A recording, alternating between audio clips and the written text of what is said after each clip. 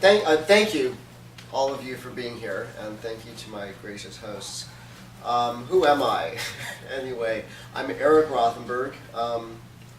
I have a quite varied, some would say checkered background. I was a serial entrepreneur for about 20 years. All of these were businesses I started from scratch with little or no capital. I was in international trade for 20 years. I was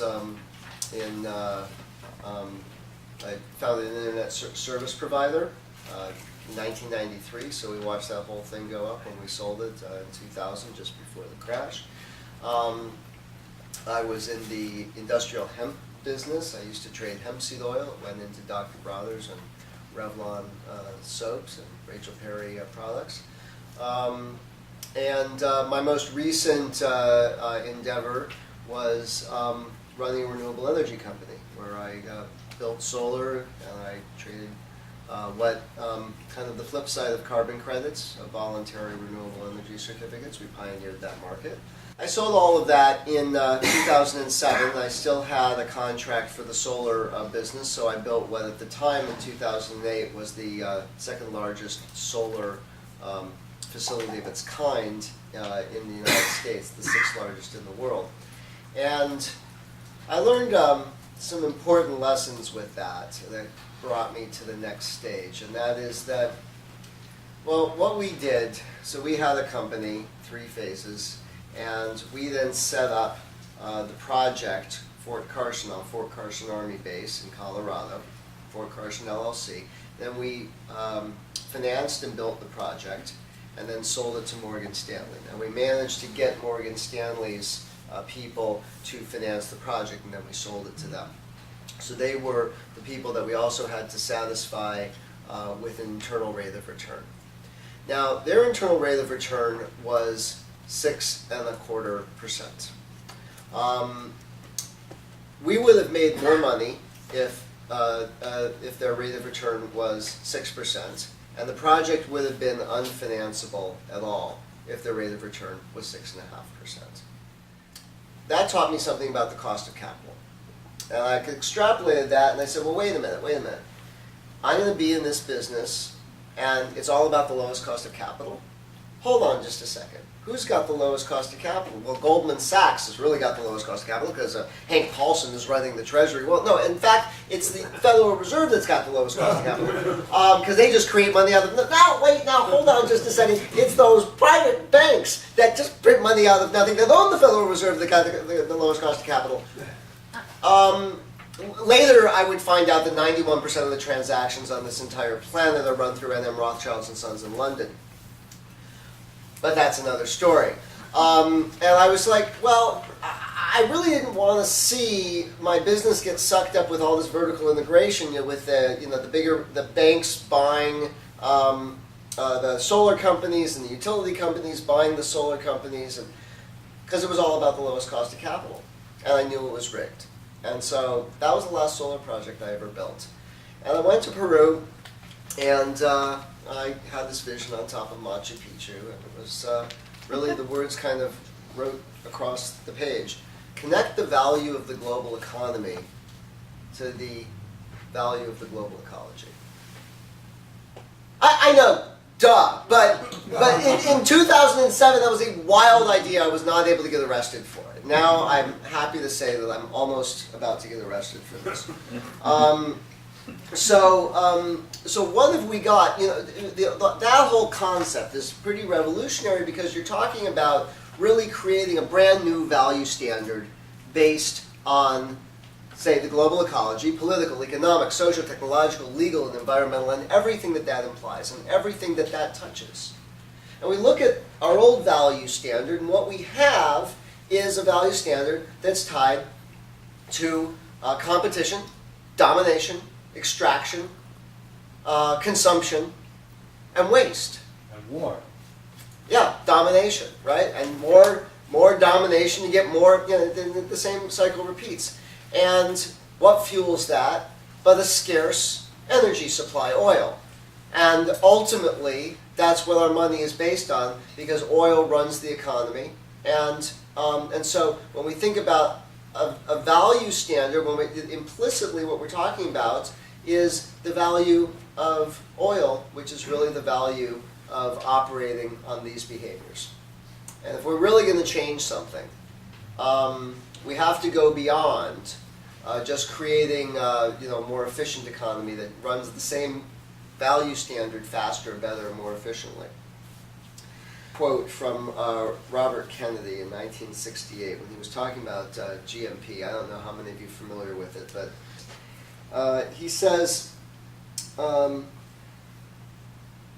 gross national product, back then they called it gross national product more than gross domestic product, does not allow for the health of our children, the quality of their education, and the joy of their play, nor the beauty of our poetry, the strength of our marriages, the intelligence of our public debates, and the integrity of our public officials. It measures neither our wit nor our courage, neither our wisdom nor our learning, neither our compassion nor our devotion to our country. In short, GMP measures everything except that which makes life worthwhile, and can tell us everything about America except why we are proud as Americans. So really, if we're going to kind of use that concept and use that as a launch point, we really need to talk about measurement and value. And we need to talk about the conceptual building blocks of measurement and value. We need to talk about the transition steps and tools to how we're going to use those building blocks to actually move from now to the future in a smooth transition. And how we can succeed. And at the same time, I'm also going to talk about URSULA and how URSULA fits all into this, because URSULA is the new global economy based on highest quality of life is just the highest and best and smartest and most urgent leveraged need for the concepts that we're about to get into. But really, it has many other uses that all also help support a global economy that does this. So, with your permission, I'll get into that.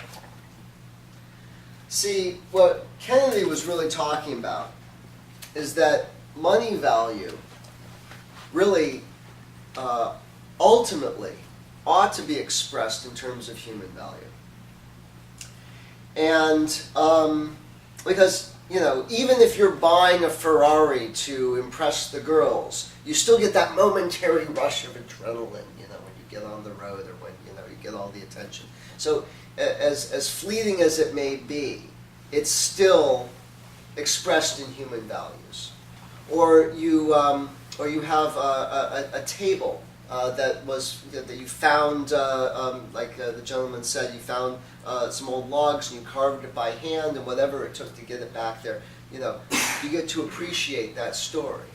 And that's also expressed in human value. Human values ultimately reflect life. And as we all know, life is about relationships. All life is made up of relationships. I don't exist in relation just to myself. My cells exist in relation to each other, and the tissues and the organs, and me, the organism, in relation to all of you, and us in relation to all of this room. And all of the perspectives, what I experience internally and externally. What we experience internally in this communication and externally. This room is one venue. We could be experiencing this in another room. There's all these different perspectives that we have to look at how we look at the world, and how we look at measurement and value. So life and how we look at life. So life is a relationship of the parts of a whole. And a whole is usually always, at least all the way up to the biosphere and beyond, always a whole within greater wholes. And how many are familiar with the term holons and holarchy? Okay, so a holon is any kind of unit in conjunction with a bunch of other units that are parallel to it or beneath it or above it. So you can think of, let's say, the tissue of your body is a holon with the cells part of that holon and the organs part of a holarchy within that holon, and then the tissue is a holon within the holarchy of the organ, and so on and so forth. And so are we in relation to the economy, and so is everything in relation to everything. So it gets pretty complex pretty quickly in terms of being able to measure it. And this was, for the first 1,500 years since 1,500 years AD, the church controlled everything. And it was like, well, you're born in sin, you got nothing in terms of life on this planet. If you go to the church, you'll get salvation in the afterlife. And then we entered what I like to ironically term, what they termed proudly, and I like to term ironically, the Age of Enlightenment, when guys like Rene Descartes came along with the scientific revolution. And this is really where we started to say, okay, well, really let's start measuring the parts. And let's really think about that. Descartes, as you know, is the person who said, "I think, therefore I am." Of course, I might ask, wouldn't it have just been enough to say "I am"? But nevertheless, it was still an improvement over "you're born in sin and go through the church, to get your salvation before you die." So you got to give him some credit there. And so that kind of what they called Cartesian reductionism, now called scientific reductionism, really said, well, we're not going to really look at the relationships. We're just going to look at the parts. If we understand the parts of a whole, we can extrapolate to the whole. If we understand the operation of the cell, we should be able to extrapolate to the whole body. Well, yes and no, because if you're not really looking at all of the systems and how they interoperate, then probably not. And so if we don't have relationship and whole thinking, that leads to measurement and value that's also reductionist. And then it becomes, ultimately, if we now start attaching a money system to that really unconscious perspective, money, not value, becomes the standard and the object to be pursued, rather than life and everything that implies being the standard and the object to be pursued. And a value, the standard and object of value. So, so we live in the exabyte age. We live in an era of networked collective intelligence. And the potential exists for all of us to create a global neural network that is purposed on the highest quality of life. And an economic system supporting and being supported by that global neural network. It's also able to solve a lot of other problems. But to the degree that the economy is kind of our most important thing, because today money equals life. If you don't have any money, you don't have a place to live, you don't have any justice, you don't have a politician. There's very few places that you can live without money. And by the way, we are the only species that has to pay to live on this planet. What? Oh, hey, how do you like that? Enter URSULA. So URSULA stands for Unified Rating System Universal Life Assessment. And it's a way of scoring, rating, measuring, valuing, identifying, unlocking, liberating, and creating. All value. And anything that we know, everything that we know about anything, we can take and put on the same scale. And this starts to break, or actually breaks completely, the reductionist perspective. It goes something like this, and I'm going to talk a little bit about this because it's important to see how deeply ingrained this is in our kind of everyday thought. How many times have you heard the expression, not within the scope of this analysis, or outside the boundary of this analysis, or we don't measure that, or we have a list of 10 items, but they have a list of 20 items. Implicitly what we're saying is that we're drawing a circle, if you will, around what should be measured, and then everything outside that circle isn't measured. And really, it kind of begs the question of, well, first of all, how do you know that what's outside the circle isn't important enough to be measured for the thing that you're trying to get to? And the answer is always universally, we don't. Then the question is, well, how did you end up drawing that line if you don't really know in the first place? Oh, well, the 10 smartest guys in the room drew that line, which of course then begs the question, how they get called out as the 10 smartest guys in the room? Oh, well, they went to Harvard and Yale and Princeton and University of Pennsylvania and so forth, and those are fine schools and they're trained people and they can draw that line. So, well, what is the standard of saying that they're experts on drawing that line? Well, you start to get into a lot of other things, a lot of other questions, and you start to pick it apart. And how do you know that this guy, this 10-year-old kid, doesn't have a solution? I mean, didn't 3 African girls invent a generator that runs on urine? Okay, and we've got supposedly the smartest people working on our energy problems. Please, so you say to Descartes, if you will, well, no, you've got all these problems, and Descartes says, well, no, but if you don't draw a boundary, then you end up having to measure the whole world relative to the whole rest of the world, and that's impossible. Well, it turns out that that's not true.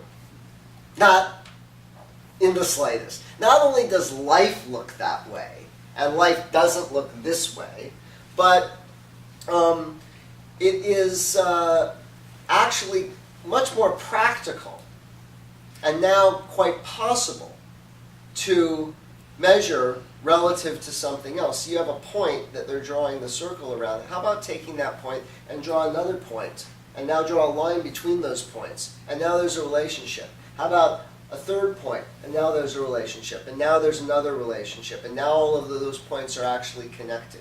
And now we can start to see the beginning of some sort of geometry of relationships. Buckminster Fuller liked to call this the isotropic vector matrix in terms of stability of what's the stability of what's the tightest stability that we can get so it doesn't implode or explode. But what we're looking for here are the relationships that support the highest quality of life. And so what are those 2 points, really? And this is pretty much the key insight of URSULA. Any subject that you want to measure, if you measure relative to an agenda, instead of just drawing a circle and saying, we're going to measure all these things about the subject, you don't get any meaning that way, because now there's 10 things, now there's 30 things. What about the 31st? When you measure it relative to the agenda, 2 things happen. Excuse me. Number 1, you instantly get meaning. Because if you measure a car relative to whether or not you're going to get to work in the morning, and a car relative to how much pollution it emits, you're going to get 2 different meanings out of that. So it really kind of depends what you're measuring it relative to. Another thing that's very interesting happens is that as soon as you have an agenda, you have context for all of the 31st, 32nd, and 3,200 things that you weren't able to measure with those first 30 things. Why? Because there's a dirty little secret to measurement, and it's called commensurability.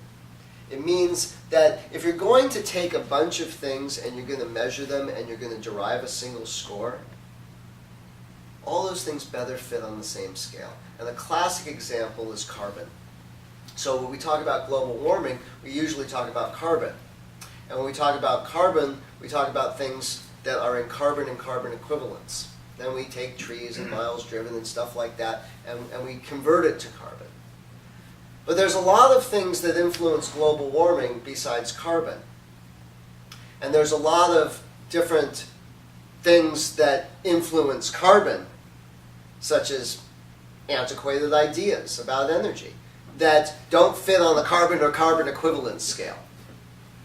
So if we're going to think about it in terms of, well, how we take all of the data, everything that we know about anything, subjective, objective, well, as soon as we're able to set a range to a given context for that class of data, we set the range relative to the given context, and now the list becomes infinite. And now the measurement becomes dynamic. Our inputs are always changing. Our data is always getting better, and we are, and the list is getting longer, or shorter as it might be. So we're able to break the mold of that circle, and by measuring a subject relative to an agenda, we're able to measure everything relative to that agenda, or that sub-agenda, or that super-agenda. Now, you could use this for a lot of different things: organizational development, collaborative research. I'm going to get into a little bit of that a little bit later. But the highest and best use of this concept is just to measure everything relative to quality of life or any subset thereof. Quality of life for all life in the shortest possible time for the longest period of time. Add a time component to it, and now you have a measurement that is actually meaningful and infinite and dynamic. And that is the opposite of what we have now. Add a value system to that, and now we've got URSULA. So, I'd like to talk about some important concepts with respect to value, because when we talk about value, what does value mean really? It's so many different things. Well, we know that it relates to life, but in what way? And all the different perspectives that we think about when it comes to value, it's kind of a complex thing. It's not complicated, but it is complex. So when we talk about quality of life, there's also quantity of life.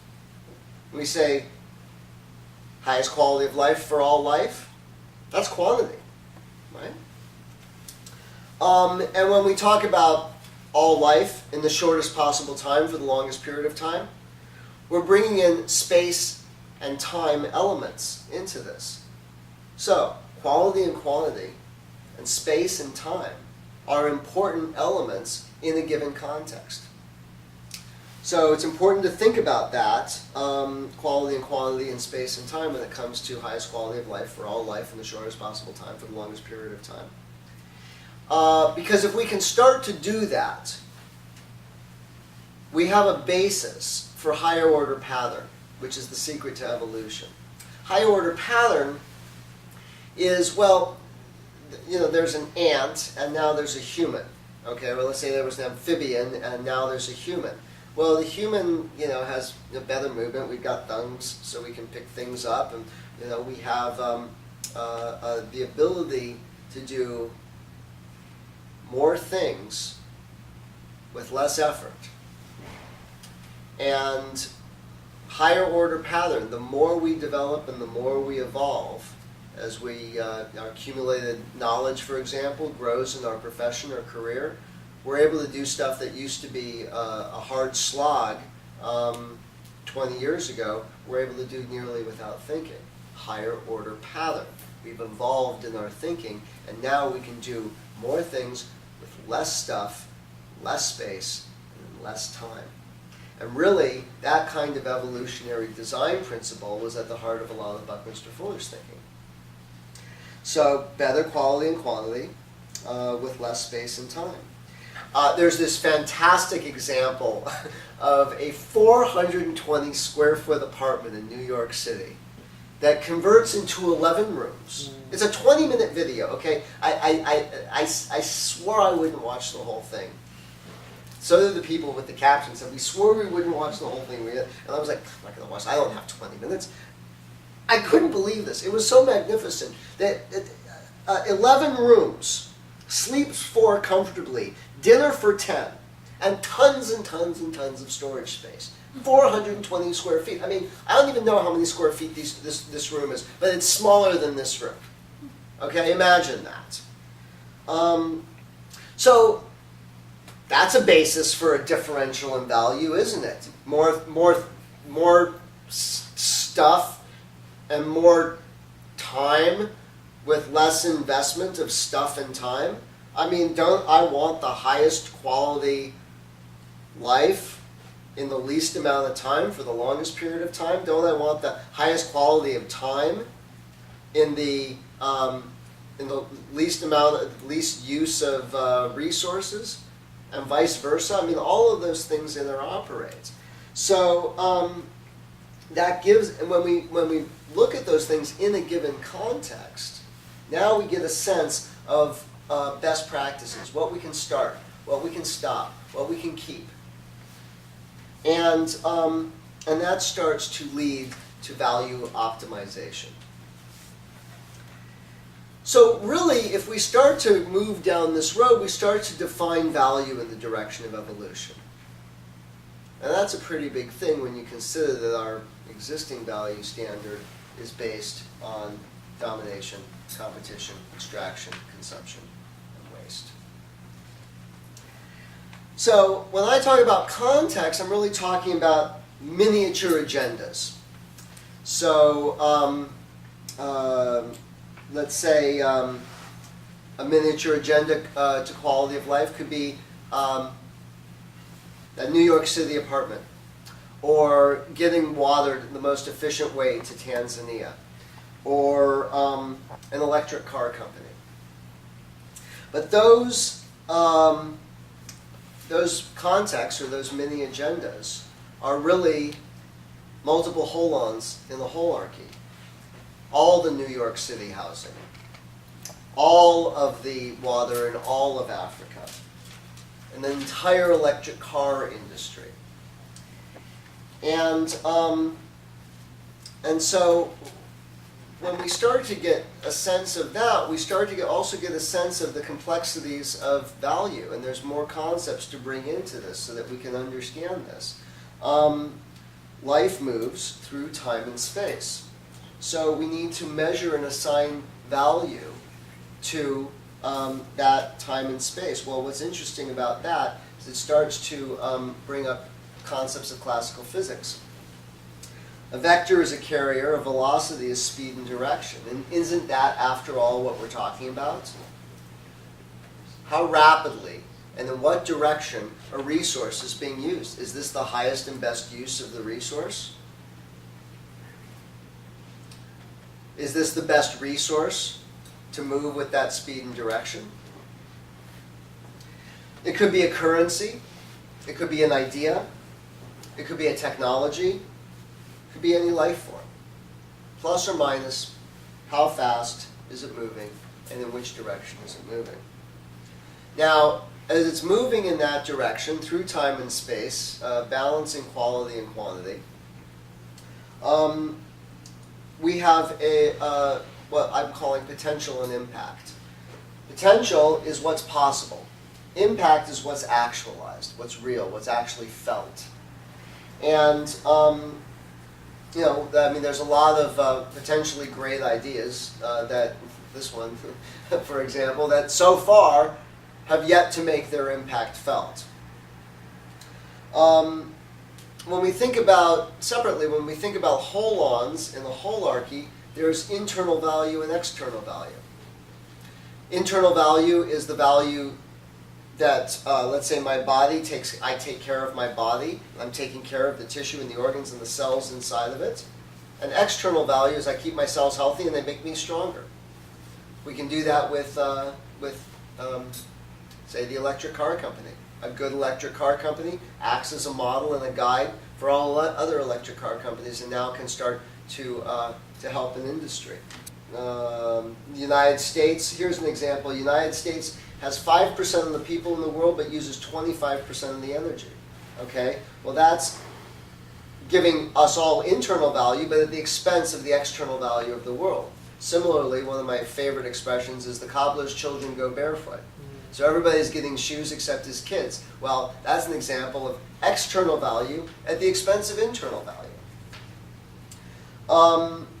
Another important concept when we think about value that doesn't really exist as clearly in our system today, at least not the way that we operate on it, is system integrity value versus extractable, exchangeable value. So, so we're thinking in terms of, say, an apple tree is system integrity value, and the apples are the extractable value that can then be exchanged.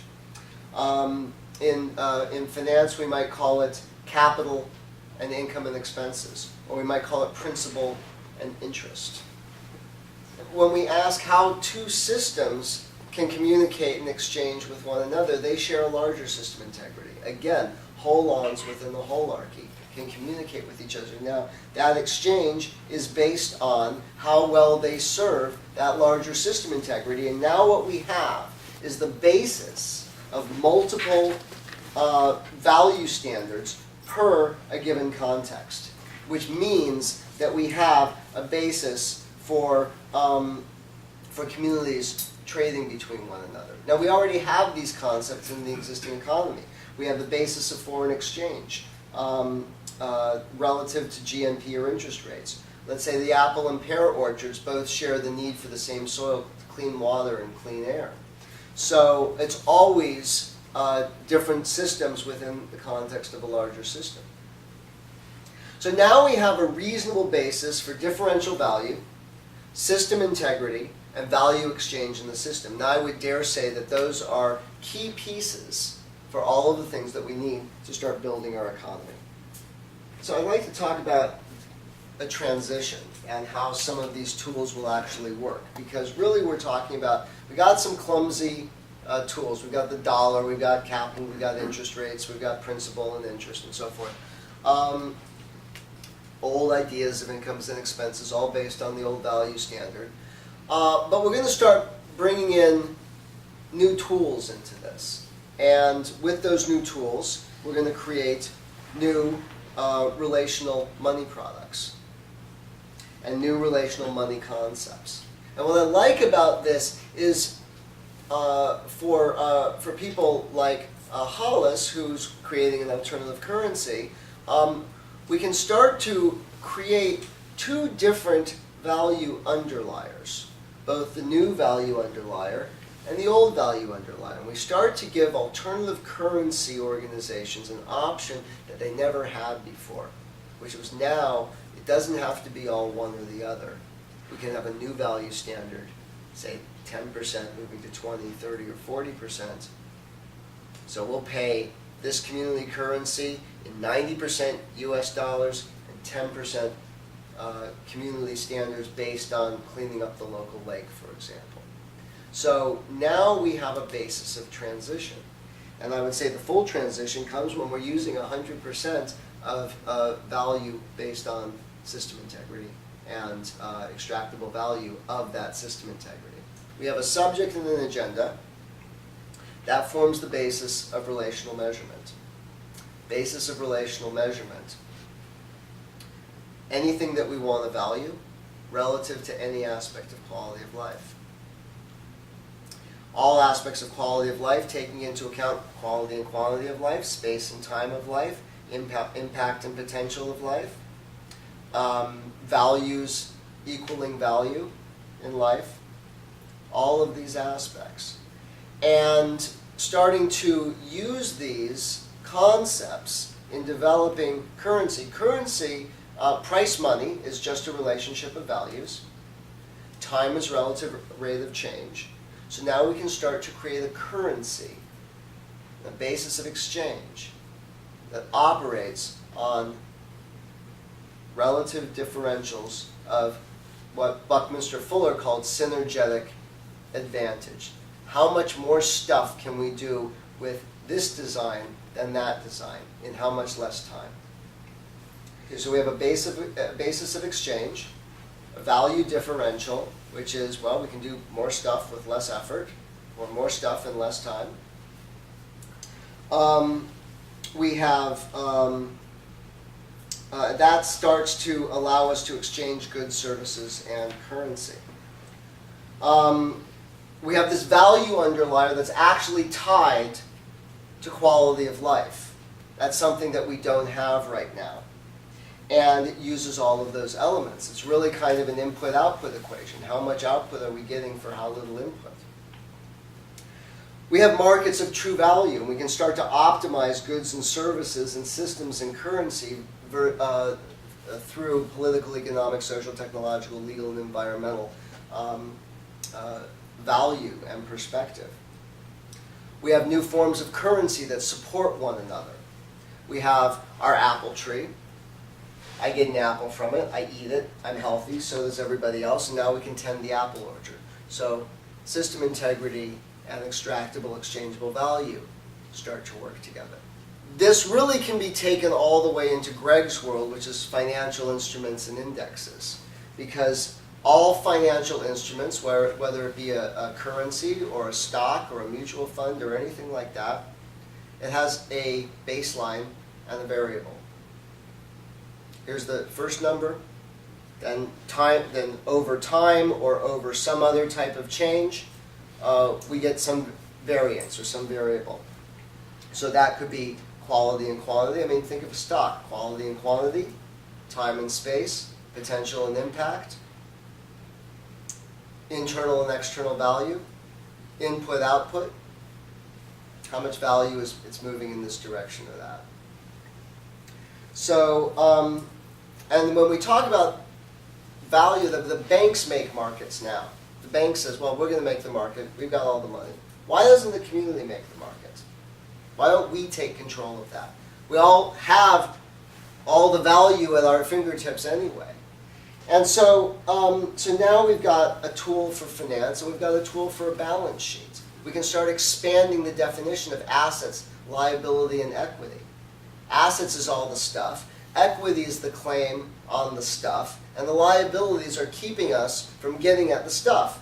We can start to optimize best practices and what Buckminster Fuller called synergetic accounting to get more with less.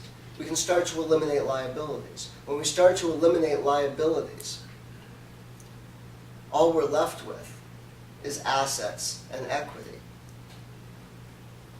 And as we start to expand what we're calling assets, rainforests, and what we're expanding what we're calling equity, not just shareholders but stakeholders, we'll eventually get to a point where all the people are sharing all the world. Imagine that. So, I'd love for you to ask some questions about how this is working, but we'll just talk a little bit about what are the nuts and bolts of URSULA, why this can work. First of all, it sounds like this giant complex thing. So much to think about here. But the truth of the matter is that this is not so much something that needs to be put into effect, but it's something that needs to be realized. That we already have a lot of this built. A lot of the value is already resting in ourselves, and things that we're doing today, and things that we could be doing better if we knew what to do. So, URSULA is made up of, well, we start with collaborative tools. We have an engineering and problem-solving design. We know that people trust a good, transparent process and will be willing to go along with the results if it's fair. And that's principle-based. And I believe that we've got highest quality of life as a guiding principle. And that's just all life. So that's not just the participant, it's everybody else. It's not just everybody else, but it's the participants. It's a truth-based process. I mean, when we think about the accountability of all the information, and that we just picked from a list of 10 instead of a list of 30, instead of a list of 300 items to measure, how do we even know that that information coming in is even correct? Truth. What are truth? Well, truth is supported by facts. What are facts? Facts are nothing but verified, validated assumptions. So we need to be constantly improving our assumptions and constantly improving our validation and verification technology, don't we?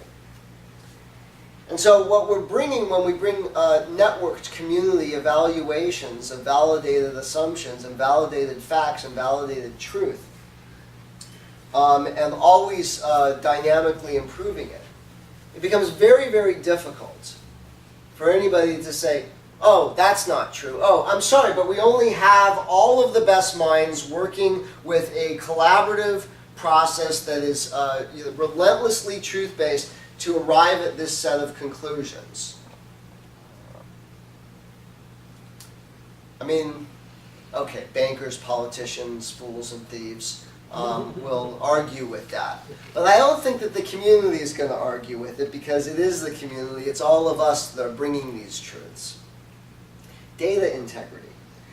So there's a lot of problems with the data on that list of 10 or 300. First of all, how did we get there? It's static. It's based on implicit agendas.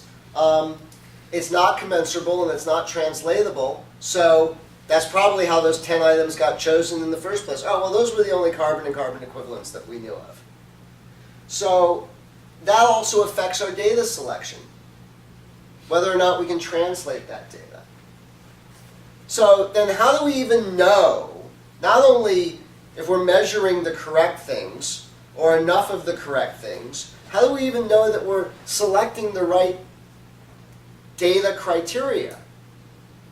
How do we even know that we have the right selection criteria for that data? We don't. An interesting, dirty little secret of all the environmental measurements out there is that if you start to peel back the layers, you're saying, Walmart's got a measurement system or evaluation system now. You start to peel back the layers, that's based on a set of databases. Those databases get their information from other databases, and those databases, 90% of it, when I traced it, goes back to a company in Switzerland called EcoInvent, which is where all of this environmental data comes from.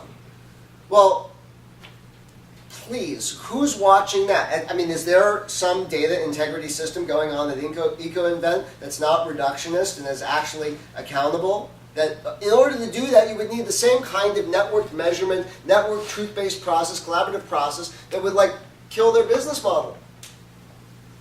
So there's a lot of this kind of thing going on, and that's just what's happening in the environmental movement. So, so what do we do around these problems with data? Well, we've got a subject agenda setup that's sitting at the basis of all the measurement and valuation. Let's have this subject agenda basis running in the background on the data, making sure that we've got data integrity. So now what we're talking about is highest quality of data for all data in the shortest possible time for the longest period of time. And then any little piece of data that comes up has to run itself through a similar process. So now we know that any measurement we're making always has access to the best data. Not bad. Data reusability. Well, if we, let's say we have oil spill data, and all this oil spill data, core exit, and so on, and it's affecting human health and it's affecting marine life. Some of those things interact, some of them don't. Different contexts. Well, we can just take the same data, instead of starting over again with a new study. This is a huge leap for research and development. That we take the same data and we repurpose it for a new application just by changing the context. This is something that you can do with a relational measurement system that you can't do with a reductionist. So you're really getting a perspective of all the relationships, all the and the relationships of the relationships, and all the parts and the parts of the parts, in this infinite design that breaks this reductionist mold. Now, who's running this operation? Well, it's not me. I don't know nearly enough as I would need to be even one of the smartest participants in feeding all this information. And it's really a leaderless environment. It's governed by a set of really well-designed business rules, some of which we've just talked about. So that's kind of what you might call a top-down set of principles. And then we have this bottom-up emergent evolution that interacts with it in order to create this thing that we're calling URSULA. Everybody's operating on it. So we're optimizing all of our understanding. We're getting a comprehensive systems analysis because we're looking at all the different perspectives of it. And we're looking up and down the holarchy. Now that's about as complete as you can get. So, so what's interesting about this is that we've now just only talked about all of the importance weightings. Okay, so you've got your data. You have 3,000 things. You put them all in one subject by setting ranges. All the ranges allow you to get a single solitary number relative to any given agenda item. Now the agendas are part of a holarchy, so importance weight those agendas. This is 10% importance of this. These one A and B are, this is 90% and 10%. A is 10% of C. B is 90% of C. C is 40% of X. X is 30% of Y, and so forth. How do you get those values? All of this is set by the community in the same way that all of the data is input by the community. And the holarchy of the agenda and the subjects that we're going to measure, all of this is defined by the community. Now we already have a lot of the tools to do this. We do not have to start this from scratch. And now we can start to put those two together and we get Buckminster Fuller's wet dream for humanity, which is a dynamic critical path serving highest quality of life. My take on path of adoption is something along the tipping point model. I use tipping point model in my energy company to go from 0.3% community participation in Palo Alto, which was just begging for a high participation program it was green energy, for the cost of a box of pizza, you can get green energy for your house. It was like that. We were making that whole thing happen. And we went to 20% from 0.3%. And stayed this way, stayed 0.3% for years before we took over the program. Within 2 years, it was at 20%. And when we took over the program, the highest number of participation anywhere in the country was 7%. And we just rocketed past that. And so how do we do that? Tipping point model. We got the mavens first. You get the mavens. The mavens are going to be recognized by the connectors and by the salespeople. Mavens know everything, especially the super mavens that the mavens look at. You get the super mavens, then you'll get the mavens. Mavens know everything. Connectors know everybody. Salespeople know how to tell the story in a compelling way to start to spread to more people. And agent, transmitter, and environment. Message, messenger, and context. So, do we have the right message? Do we have the right messengers? Those are the mavens, connectors, and salespeople. And do we have the right context? Space and time. I think it's the right time. We have to start with the right space. Led Zeppelin looked for audiences in 1968 that thought they would respond to that music. They weren't playing the pop circuit. They would have fallen flat on their face. So we want to look for people who are going to say, oh, hey, yeah, this is a great idea. And, there's a lot of talent in this room that knows where to insert a lot of that. So we start to get, that adoption path there. We only need 10% of the world to make this tip.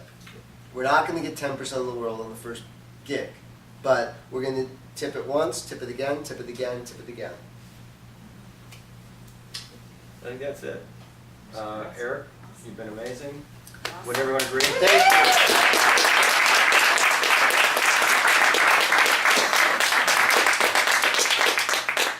Please eat, drink, and I'm available for more questions if you want to get into stuff. Thank you for listening.